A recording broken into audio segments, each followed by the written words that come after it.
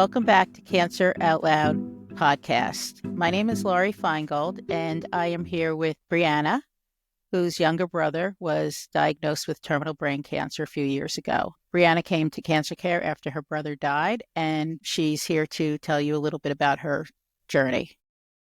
Briana, you want to introduce yourself a bit? Hi, Laurie. Thank you so much for having me come on today. And I just wanted to briefly introduce myself. I'm 29. I'm from New Jersey, and I work at a chiropractor wellness center.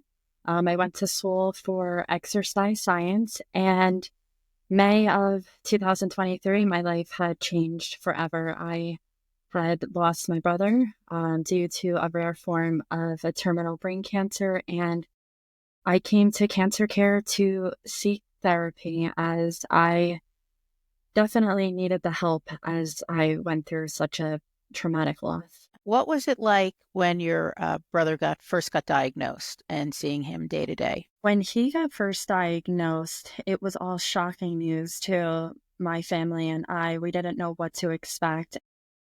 When the doctors told them that he was diagnosed with such a rare form of brain cancer, it only affects 3% of children worldwide. So even the doctors didn't know which direction to go. And when doctors sat there and told him and my family that there was no cure and it was a 7 to 9 month survival rate, I mean, it kind of left us hopeless. And there was so much adrenaline, the news, and the disease itself was so quick, and how it affected him just progressively from weeks to months.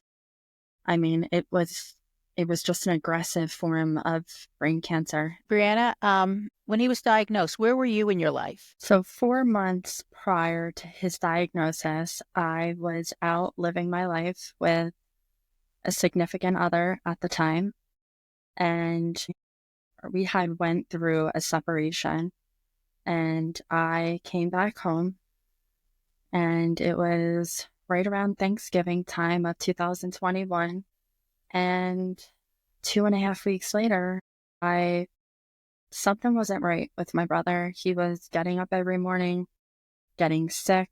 He thought he had COVID or the flu, and my mom took him to the doctor. We got a call later on that night that he had a growth on his brainstem, and we rushed him up to the hospital.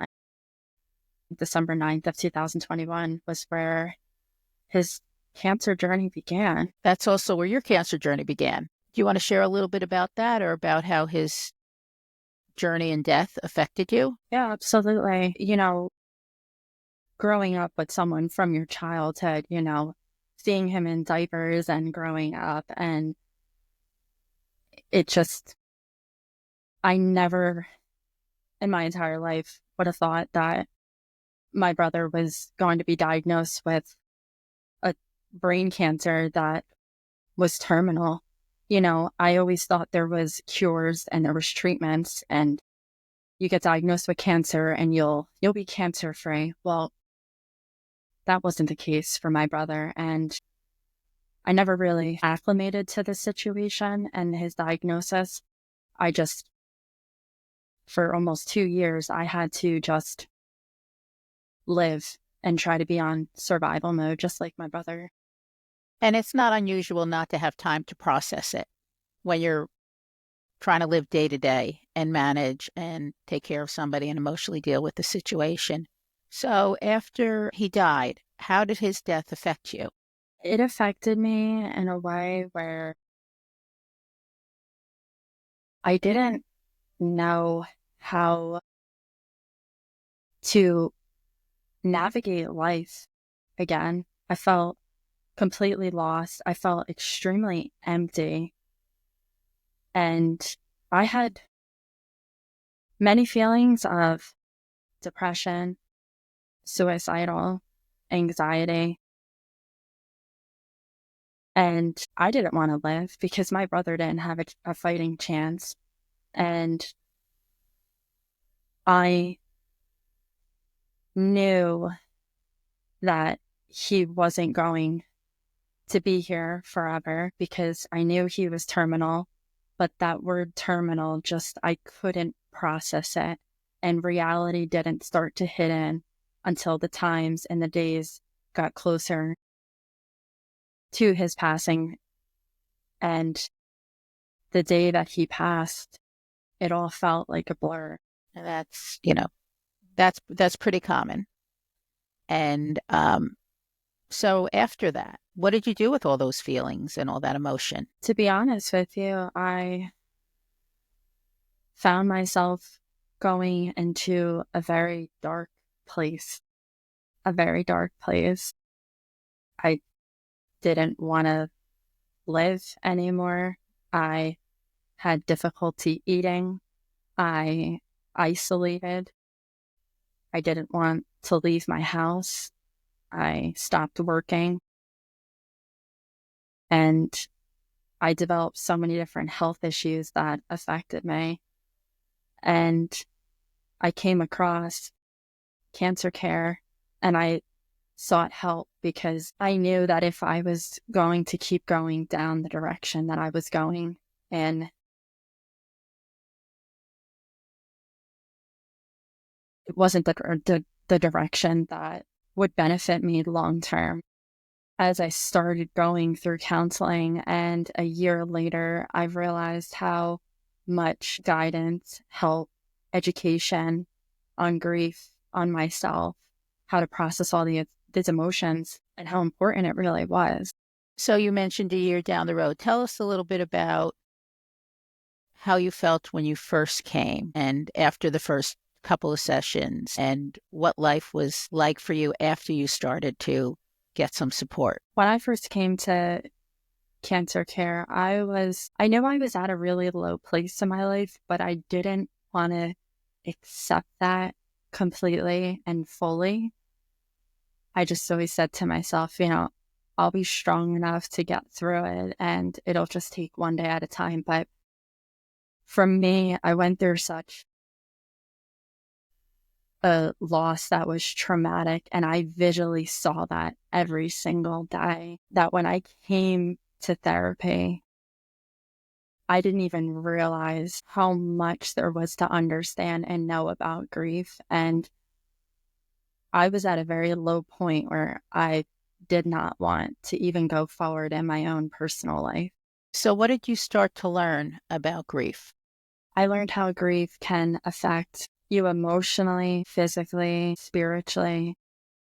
And for myself, after my brother passed, I developed a sudden range of health issues. There was a lot of things that were going on in my physical body, and I didn't completely understand it. But as I went through counseling, I realized that all the emotional stress and the emotions that I felt from the loss was going to come out one way or another. And in that way, it comes out in a physical presentation where it could vary from headaches to feeling very tired, to not wanting to get out of bed, to having difficulty eating, to your relationships with people, friends, and family, how relationships can be affected as well. And for me, spiritually, I was very angry, especially in the beginning, because I just couldn't process it all. I couldn't understand why this was happening to such a young person starting their life out. I just couldn't understand why that would happen. And so with my grief came a lot of anger and a lot of resentment. And understandable. I mean, he's your brother. He's somebody in your age bracket, and it's different losing a brother than a grandparent who has lived a longer life. So it sounds like all that anger and that resentment and all of that, affected you physically, obviously emotionally and mentally. So how did you start to process that and get past that? Well, as I learned with therapy, grief counseling specifically, there's a educational tool that comes with it. And the most important thing for me was to go through my sessions and speak about what was on my mind, but to also do the work outside and to allow myself to process all the emotions that I had, especially in the beginning. I had so many different emotions and I didn't know which way to go. And so I journaled and I wrote. And that was one thing that has helped significantly from speaking to a therapist and working it through and processing my emotions and letting all my anger and resentment all out. And I will say that is something that has helped me tremendously.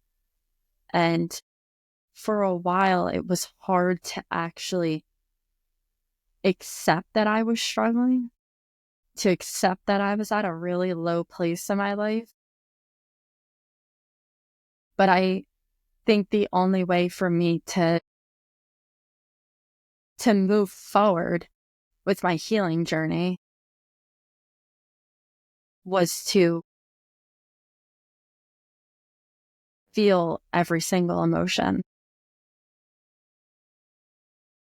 And that's a hard place to be. And like you said, you had to do the work to do that. And I think there's so much going on when people are grieving that they don't even realize. And you're so overwhelmed with emotion and intense emotion that it's hard to differentiate. Is it anger? Is it resentment? Is it fear? Is it regret? Is it whatever? Or just loss? And I know we talked about different tools that would be helpful for you when you had talked about how journaling was something that you thought would help. And it seems to be something that enabled you to move forward with your grief. Because I know when we were talking, you would feel um, like you were just kind of stuck and replaying the same thoughts and emotions, and even just looking at yourself versus where you know friends were. So once you started to journal, how did you see that helping you? It helped me in more ways than I thought it would help. Um, I started journaling right when my brother was diagnosed, and each and every day, whether it was a situation that had occurred or a certain emotion that I was feeling, I would just start to write. And everything that I was thinking inside my head, I just decided to write and get it out on paper. And it was therapeutic. And it helped me with my healing because it felt freeing to do that. I didn't have to keep it inside and let it get to me. I had a way to get it out on paper. I like the use of the word freeing because we're so accustomed to, like you said earlier, that you just felt like you were strong and you can manage this. And, we're taught to kind of plow through things, but it does come out in some way. And to be able to let go, to free yourself, to almost liberate yourself from these intense emotions, it sounds like helped you to heal, to start to be able to move forward, to begin to feel like yourself again. Would Right. that be accurate? Absolutely. And aside from the journaling, what were the other things that were going on in your life? You mentioned that you weren't doing anything. And then how did you start to get out of that? It was shortly after my brother passed away, I started to develop a lot of different health issues and prohibited me from a lot of different things, such as working outside of the house, socializing with friends. And because I was so limited with things that were going on with my physical body, it then started to affect me mentally and it made me feel even worse. I would isolate. And on the weekends, I would just stay in my bedroom. I wouldn't want to go out, to be around people, to be out in public. And I found myself continually doing that with the guidance of therapy. I said, I can't keep doing this because it's not going to help me with healing and it's not helping me mentally. And so I started to set small goals for myself, whether it was to go outside, go for a short walk, go run an errand, read a book, whatever it was. And as I started to do that, I found myself getting on a routine. And for me, getting on that routine was the best thing that I could have done for myself because it not only helps you physically, but it helps mentally. And one of the things we talked about with the small goals is for you to write them down. And I know as you started to write your goals down, you started to feel more accomplished, like you had a purpose. I'm going to go out today. I'm going to make an errand. I'm going to go for a walk. And, first it was a 10-minute walk, then it was a 20-minute walk, and then a half-hour walk. And, but I know that you had lots of times felt like that wasn't, like you weren't accomplishing anything. You weren't doing anything. And that I had mentioned to you to look back at some of the things you did. And how did you respond to that? So reflecting and going back allowed me to see the progress, the significant progress that I made from day one. And writing is so therapeutic in that way because it gives you a chance to write out small goals, different things I wanted to achieve. And for me, it started to build. I started to add a couple more goals and it was positive reinforcement for me and it held me accountable. And I was always that person to be on a routine and have a whole day planned and go and do things. And then I went through this loss and I lost my brother and I lost myself. And in the beginning of my grief journey, I didn't think there was a way out. I thought I was going to be stuck. It feels dark and it feels very heavy in the beginning, which as I did the work and as I journaled and I wrote, it truly has helped me significantly get to the point where I am today. I know that during the time when we were working together, you went away for a weekend, and that was at one of the lowest points in your life. But you also said it was a turning point. Can you share what happened to you that weekend? Yeah, so I went away for a couple days just to be in different scenery and get away.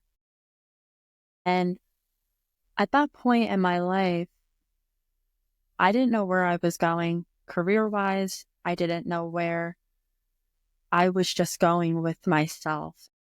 I had a lot of anxiety and a lot of old patterns had started to resurface. And I went away and I had this moment inside of me where I felt as it was a sign from above that was guiding me in a way of this is where you should be. And so it was like an aha moment, a feeling of I know what I want to do. And I came back from that trip and I decided to start creating content on social media about grief. And as hard as it is for me to speak about grief, it's very healing for myself and for anyone that maybe in the beginning of their grief journey, these videos are for them, are for people who are recently in their grief, going through a loss and don't know where to go. I wanted to be a sounding board for others to know that they're not alone. And I can say for myself how isolating grief can feel. And it can feel very lonely and it can feel very dark. And so my passion for writing, I created a grief journal for people who might need a sense of direction. And so I'll always be grateful for that trip because it was a spiritual thing for me. And that's the best way that I can explain that. And I know at that time you mentioned that you had tried to go back to work and that, there were different things that were going on. And so even though you had started to move forward, as we say, 2 steps forward, 1 step back, I know you had some of those experiences. And so by having this aha moment and deciding that you were going to create digital content and videos and this grief journey, what has happened since then in both what you've created as well as how that has continued to help with your healing? I have many days where they can still feel lonely and dark almost 2 years later now. But when I talk about grief and how it affects you in more ways than one could ever imagine, it helps me to move forward with my own grief, as well as to know that I'm also encouraging others out there. It's not always easy speaking about grief and loss, but as I said earlier, when I came to a sense of, yeah, I'm really struggling and I need the help and I need the guidance, that's when I started to heal. And that's something I really like to emphasize. When you can come to terms with how you feel, and in this case, losing my brother, in order for me to start healing, I had to accept the pain mentally, physically, spiritually. I was going to endure. And when we experience that, we want to, nobody chooses to experience what you experienced. But once you accept, I think we try to, it can be very helpful, I should say, to try to find some type of meaning in the experience. And it sounds like this content that you've created has been a way to find that meaning or to give you purpose with this experience. Is that accurate?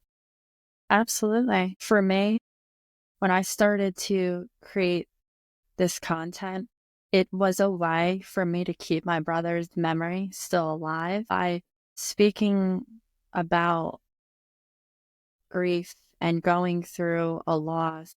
And even though it is a negative situation and it is a traumatic and huge loss, it's also a testament to how much you loved the person that you lost.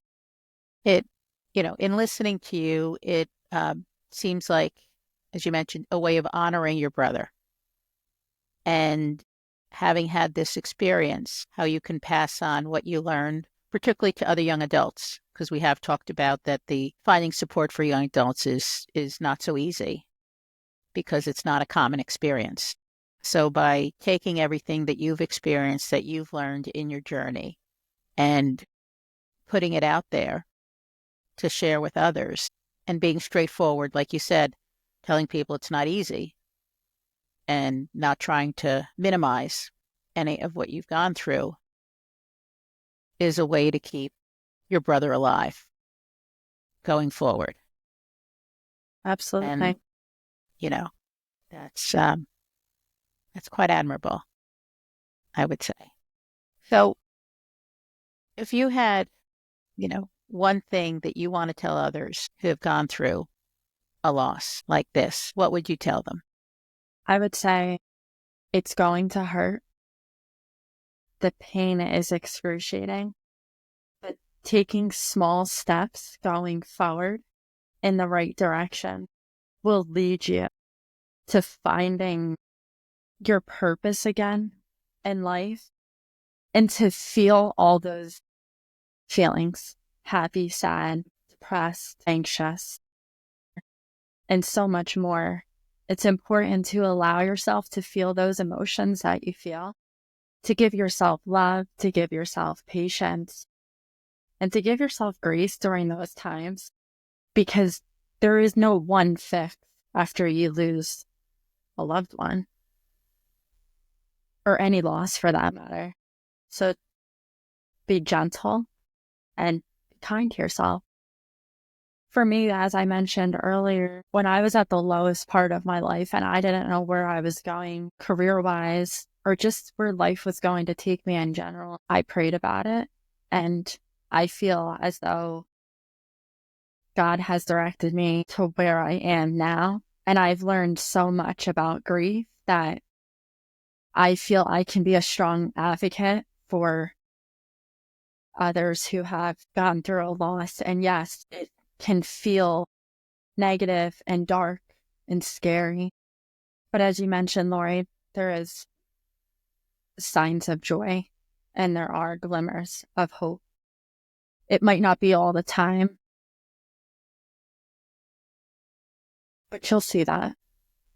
And thank you so much, Laurie, for having me come on today.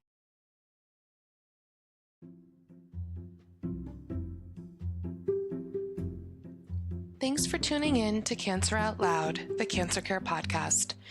Cancer Care is the leading national nonprofit organization providing free professional support services, including resource navigation, cancer-focused counseling, support groups, educational resources, and financial assistance to anyone affected by cancer.